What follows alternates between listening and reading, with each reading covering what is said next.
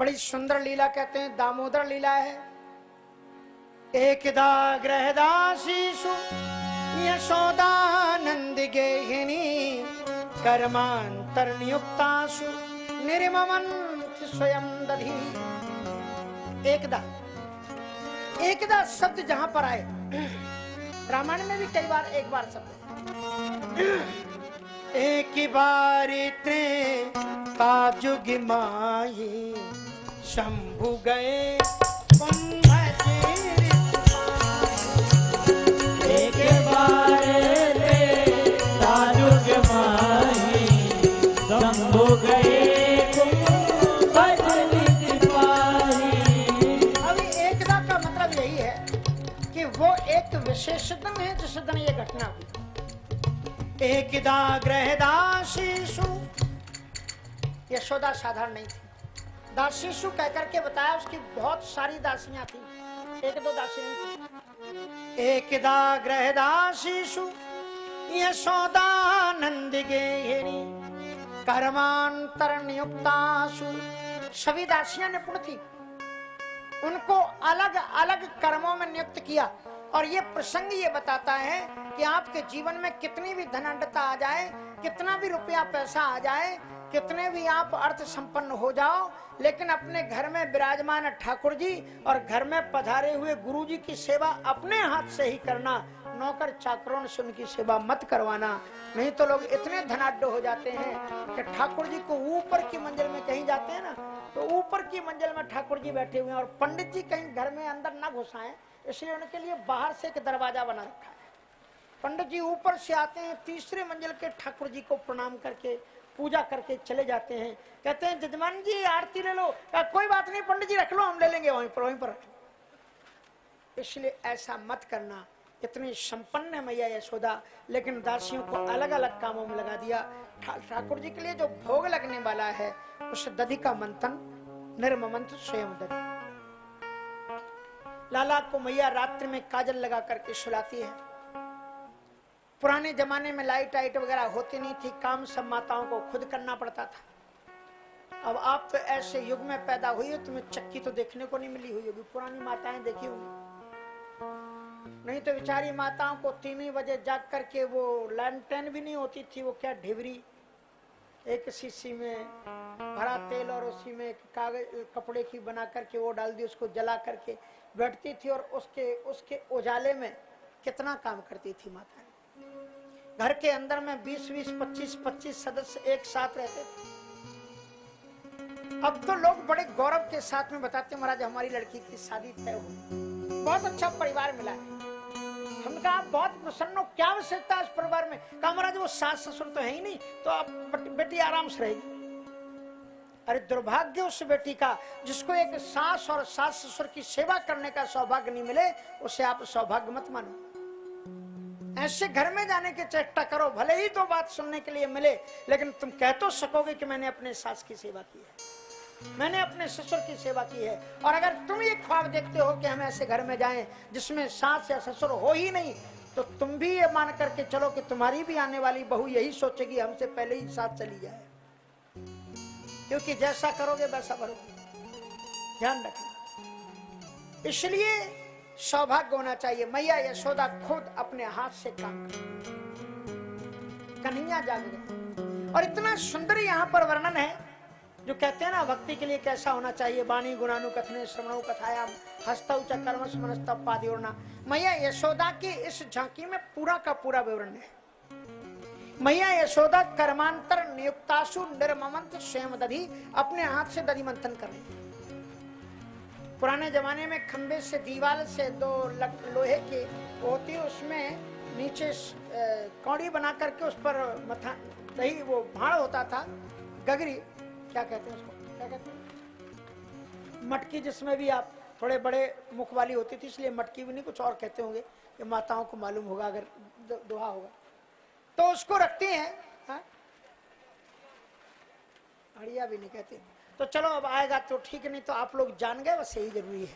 तो उसके बाद में उसमें उसको लोहे में फंसाती थी और उसकी रस्सी फिर अपने कमर में भी बांधती थी, ताकि आगे और पीछे खिसके नहीं। और फिर उसको ऐसे ऐसे खड़े होकर के चलाती थी, बैठ करके ऐसे ऐसे मत समझ लेना, हाँ, उसको ऐसे ऐसे चलाती थी। और जब वो उसको चलाती हैं तो गीत गाती हैं। आज की भी माताएं गीत गाती हैं, जब बहुत मस्ती में आती हैं और जब रोटी बेल रही होती हैं, सब्जी बना रही होती हैं, तो बड़े सुंदर भजन गाती हैं। दिल के टुकड़े हजार हुए, एक इधर गिरा एक उधर गिरा। अरे इस दिल के हजार टुकड़े मत करो, इसे भगवान को दे दो। इसलिए टुकड़े करने की आवश्यकता नहीं है संसार में, इस दिल को भगवान को दे दो। इसलिए अगर गाना है तो भगवान के गीत गुनगुनाओ। मैया यशोदा कुछ गा रही है, क्या गा रही है कि यानी यानी है गीतानी तदवाल चरितानि चा दधि निर्मंथिने काले स्मरन्ति तान गायत। यानी यानी है गीतानी।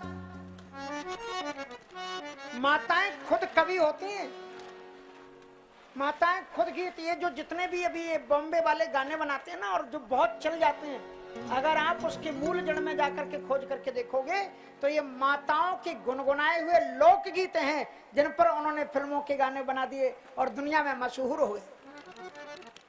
इसलिए मैया खुद अपनी जो देखती है लाला की लीलाएं, और उन्हीं लीलाओं को गुनगुनाती है, वही गीत बन जाते हैं। क्या गाती है मैया? अद्भुत गीत गाती है।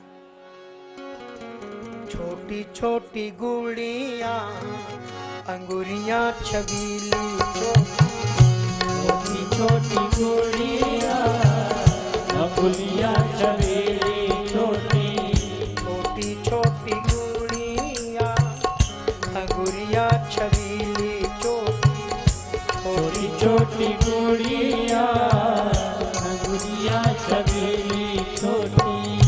नखे ज्योति मोती मानो कमले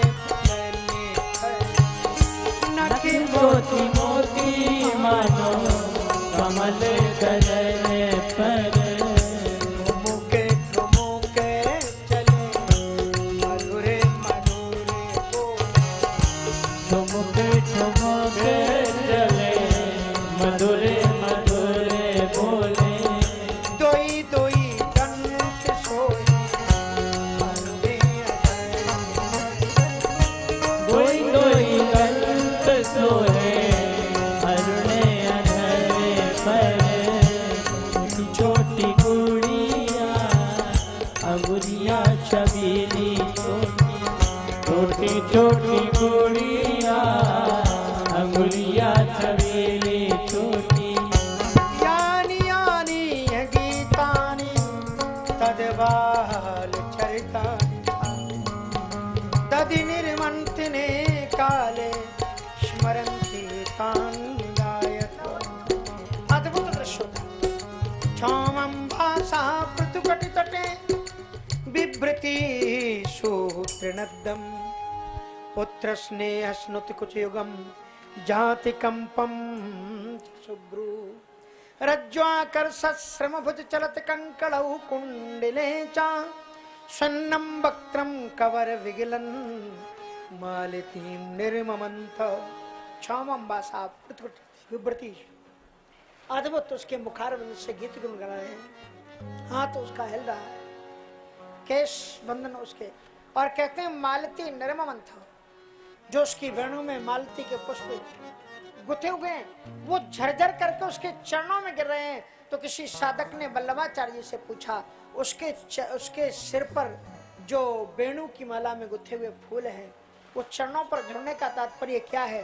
का मानो कि वो पुष्प कहते हैं कि मुझे ऐसी भक्तिमती माता के चरणों पर होना चाहिए, हम इसके सिर पर चढ़े हुए हैं। इसलिए झरझर करके मैया यशोदा, भक्तिमती मैया यशोदा के चरणों में गिरते हैं। तो मैया यशोदा इस प्रकार से माखन को बुला रही है। लाला उठ करके आ गए और धीरे धीरे आए, पीछे से उसके आंचल को पकड़ा। मैया ने कहा, क्या बेटा है, तू अभी बहुत रात है, जाके सो जा। कहा, नहीं मैया, मुझे भूख लग रही है, मुझे दूध पीना है। बोले, दूध पीना है? बोले, हाँ। कहा, अच्छा बेटा, तो कोई बात नहीं, वो गिलास में मैंने वो दूध भर के रख दिया, उसको पी लिया। नहीं नहीं, मैं तो तेरे आंचल का दूध पीऊंगा। अच्छा, मेरी आंचल का दूध पिएगा? आपको मालूम है ना, जिन माताओं ने माखन मथा होगा उन्हें मालूम होगा कि माखन बड़ी देर में आता है, और अगर बीच में छोड़ दो तो फिर माखन निकलना भी नहीं। अब मैया यशोदा ने कहा लाला बिल्कुल माखन आने वाला है, थोड़ी देर तू धैर्य कर ले, अभी नहीं, नहीं मैं तो इसी समय पीऊंगा। लाला ने कहा मैं तेरे आंचल का ही दूध पीऊंगा और इसी वक्त पीऊंगा।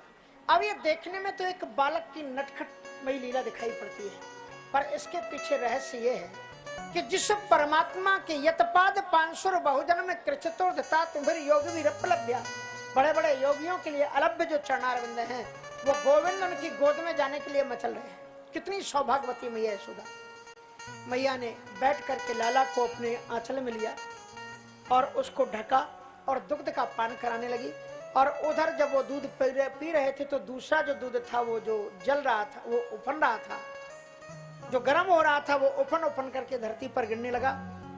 मैया यशोदा ने सोचा कि मैं इसको बचा लूं, लाला को नीचे उतारा और उसको बचाने के लिए जब चली गई तो गोविंद को बड़ा बुरा लगा कि मैं तो तेरी गोद को आने के लिए मैं अपने इतने बड़े ब्रह्मांड लोक को छोड़कर के आया, और तेरा मुझसे ज्यादा प्रेम इस दूध में, चल मैं तेरा रखे हुए दूध को मैं समाप्त कर देता हूँ। लाला ने मथा नहीं उठाई। और यदि लौकिक दृष्टि से देखा जाए तो कहीं ना कहीं ये बात ठीक भी लगती है। अखिल कोटि ब्रह्मांड नायक परमात्मा जिसकी गोद में हो और उसे चिंता दूध की कि दूध जल करके गिर ना जाए, लेकिन समझ लेना वो दूध सामान्य नहीं था। भक्तमेव विजानाति भक्तस्य अनुशीलनम, भक्त ही भक्त की अंतर्वेदना को जानता है। इसलिए मैया यशोदा जानती है दूध साधारण नहीं है। बड़े बड़े ऋषि मुनि लोग भगवान को प्राप्त करने के लिए पहले घास बने, फिर गायों ने चरा उनके मुख में गए, और फिर वो ऋषि मुनि लोग दूध बन करके आए और सोचते हैं कि मैं गोविंद के काम में आ जाऊं, गोविंद के उदर में प्रविष्ट होकर के जीवन को सौभाग्य कर लूं। लेकिन आज जब उस दूध ने देखा कि गोविंद तो आज माँ के ही आंचल के दूध को पी रहे हैं, तब फिर उनको बुरा लगा। सोचा वो जीवन जो गोविंद के काम न आए उसको रखना ही व्यर्थ है, इसलिए उबल उबल करके वो जल दूध अग्नि में जल करके आत्महत्या कर रहा था। और वो दूध साधारण नहीं था। 1,00,000 अरिष्टा गायें जो दूध देती हैं वो 1000 पद्मगंधा गायों को दूध पिलाया जाता है, और 1000 पद्मगंधा गायें जो देती हैं वो 100 कपिला गायों को दूध पिलाया जाता है, और 100 कपिला गायें जो दूध देती हैं वो एक श्यामा को दूध पिलाया जाता है, और एक श्यामा गाय जो दूध देती है उसे गर्म करके लाला को पिलाया जाता है। मैया यशोदा ने कहा कि मेरे आंचल का दूध तो मेरे आंचल में सुरक्षित है, जब चाहूंगी तब लाला को पिला दूंगी, लेकिन अगर ये दूध कहीं जल गया तो फिर मैं कहां से दूध लाऊंगी। इसलिए मैया यशोदा, और एक शास्त्र है प्रेम शास्त्र, उसमें कहते हैं कि महबूब की हर वस्तु महबूब होती है, प्रियतम की वस्तु भी प्रियतम के समान ही प्रिय होती है। इसलिए वो प्रियतम के काम में आने वाला दूध था, लाला के काम में आने वाला दूध था, वो लाला की तरह ही प्रिय था। मैया यशोदा उसे बचाने के लिए गई, और इधर लाला ने क्या किया, संजात कोपस्फुरितारुणाधरम छन्दस्य ददिविरददिमंथ भाजनम भित्वा वृषा सुरदृष्मनारहो जघासहयंगमंतरम गजः। लाला ने तत्काल एक मथानी उठाई और अंतापुर में प्रवेश किया। जो बड़ी बड़ी मटकियों में दही माखन आदि रखा हुआ था, छटा छट करके तोड़ा और नया क्षीर सागर प्रकोष्ठ में बना करके तैयार कर दिया। और वही जो धान कूटने वाला उखल था, उस उखल को उल्टा करके उस पर राजा हरिश्चंद्र की तरह बैठ गए। मैया यशोदा ने देखा लाला गया कहाँ, नहीं दिखाई पड़ा, घर के अंदर से दही बहता हुआ दिखलाई पड़ा। तब मैया को गुस्सा आया कि लाला थोड़ा ज्यादा ही बिगड़ रहा है। और एक भजन है, चाहे बेटा कितना प्यारा हो, हाँ, उसे सिर पे चढ़ाना ना चाहिए, और चाहे लाडली बेटी चाहे कितनी लाडली हो, घर घर में घुमाना ना चाहिए। इसलिए मैया यशोदा ने कहा थोड़ा बच्चों को डांटना भी चाहिए। ऐसा नहीं कि बेटा गलती करके पड़ोस में आ जाए और कोई शिकायत करने आए तो आपका हमारा लड़का तो बड़ा अच्छा, तुम्हारी मोड़ा ने गलती की होगी इसलिए उसने कुछ कर दिया। तो अपने बच्चों को डांटना चाहिए ताकि वो सतपथ पर जा सके। इसलिए मैया यशोदा ने उठाई लकुट और लाला की तरफ जब दौड़ी तो लाला ने सोचा ऐसी तो मैया गुस्सा करती रहती, बाद में उसको हंसी आ जाती, सब भूल जाती। सो लाला ने खूब लुरू लुरू करने की कोशिश की, लेकिन अब मैया हंसी नहीं कि मैं हंसती हूँ इसी से बिगड़ रहा है। लकुट लेकर के दौड़ी। कन्हैया ने कहा कि अब तो बेटा तू भाग ले, इसी में तेरा काम। अब लाला भागे। अब कन्हैया जब भागे तो महाराज भागते भागते जो अब लाला आगे और मैया यशोदा पीछे, मैया यशोदा पीछे, लाला आगे। भगवान की दो शक्तियां, कृपा शक्ति और लीला शक्ति। लीला शक्ति ने कहा कि गोविंद भागो, इतना भागो कि यशोदा आपको पकड़ ना पाए। बोले क्यों?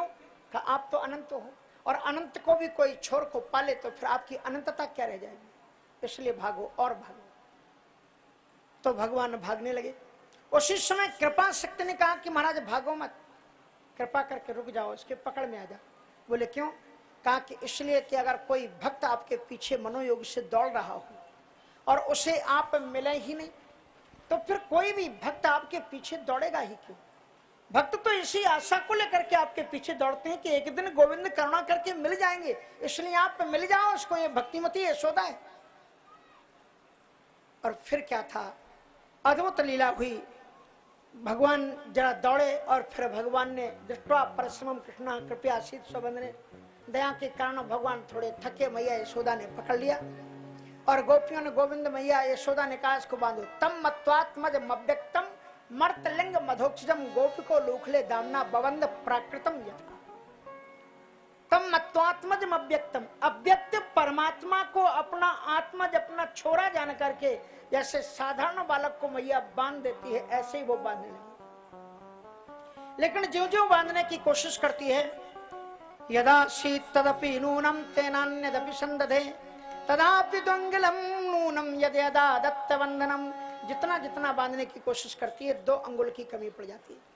ललिता जरा रस्सी को लाना, बांधी तो 2 अंगुल की कमी। विशाखा तुम भी रस्सी को लाना, बांधी तो 2 अंगुल की कमी। ये 2 अंगुल क्या है? श्रीमद् वल्लभाचार्य जी महाराज कहते हैं कि ये 2 अंगुल जीव की साधना और परमात्मा की कृपा। क्योंकि रामचरितमानस में भी ये 2 अंगुल है। कहीं देखा आपने रामचरितमानस में? रामचरितमानस में भी 2 अंगुल की बात है। कागभूषण जी महाराज ग्रहणों को समझा रहे हैं, बता रहे हैं अपने चरित्र को कि जिम जिम दूरी उड़ाऊं आकाशा, ता हरि भुज देखा निज पासा। दूरी कितनी थी? का जुगी अंगुल कर बीच मुही, राम भुजहि मुही तात। 2 अंगुल की दूरी थी मुझ में और राम में। तो 2 अंगुल का मतलब जीव की साधना और परमात्मा की कृपा। तुम साधना करो, कुछ मत करो। बस ये जो कथा होती है, अब तो बहुत ही गई, थोड़ी रही, अब तो केवल 2 दिन रह गई। और थोड़ी हूँ अब जाए, ताल भंग नहीं कीजिए। क्या? इसलिए ताल भंग हो जाए, आप सुधार लेना, आप तो समझदार लोग हो। इसलिए कहने का तात्पर्य यह है कि इसको प्रकार तन्मयता के साथ में। तो अद्भुत दिव्यतम लीला हुई। आप साधना करो, आप केवल आके कथा में बैठ जाओ, सुनो चाहे ना सुनो, ठाकुर जी सोच लेंगे तुम आए तो थे, उसी पर कृपा कर। भगवान ने जब नहीं बांध पाए तो भगवान ने खुद ही उनके ऊपर कृपा की। और भगवान ने क्या किया? स्वमातु सन्न गात्राया विसत्य कवर सजा दृष्ट्वा परश्रमम कृष्णा कृपया शीत स्वबंधने। खुद भगवान किससे बंधे? मैया की रस्सी में का नहीं, स्वबंधने, अपने बंधन में। स्वबंधन क्या होता है? का अपने स्वभाव के बंधन में, क्योंकि भगवान का स्वभाव है कृपा करना। स्वामी अखंडानंद जी महाराज को, परम पूज्य स्वामी अखंडानंद सरस्वती जी महाराज बड़े दिव्यतम पुरुष हुए, श्रीमद् भागवत के अद्भुत व्याख्याता। बचपन में मुझे 2 वर्ष उनके पास में रहने का सौभाग्य मिला था, 78 और 79 में। 86 के आसपास तो वो अपने गोलोक धाम को प्रस्थान किया, ब्रह्मलीन हुए। उनको अगर कभी श्री बिंदु जी महाराज मिल जाए, मैंने बिंदु जी का दर्शन नहीं किया, पर वो कहा करते थे कि अगर श्री बिंदु जी मिल जाए तो उनसे कहते थे, वो बिंदु जी वो आप अपना वो भजन सुना। बहुत अच्छा उनको भजन लगता था। स्वामी अखंडानंद सरस्वती जी महाराज, कृपा की न होती जो आदत तुम्हारी, न होती जो आदत तुम्हारी,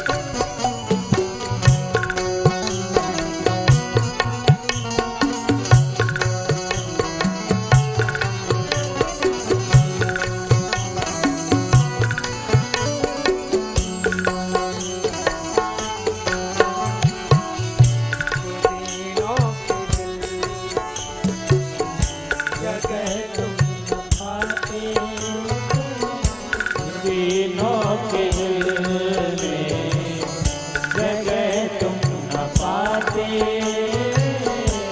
किस दिल में हो हिफाजत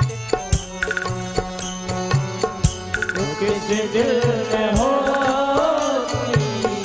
हिफाजत तुम्हारी, तो किस दिल में हो हिफाजत तो किस दिल में हो हिफाजत तुम्हारी, बेबाकी न हो जो आदत बाकी न होती जो आदत तुम्हारी।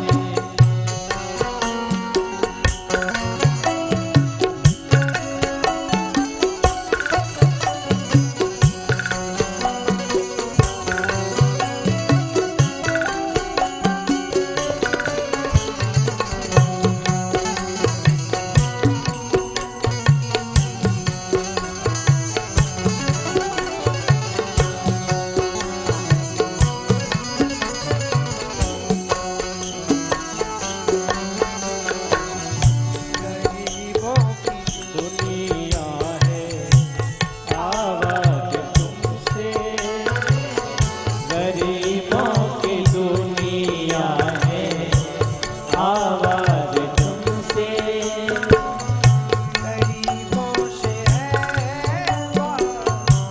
शाहत गरीबों से है बादशाहत तुम्हारी, गरीबों से है बादशाह गरीबों से है बादशाहत तुम्हारे, कृपा की न होती जो आदत तुम्हारी, कृपा की न होती जो आदत तुम्हारी।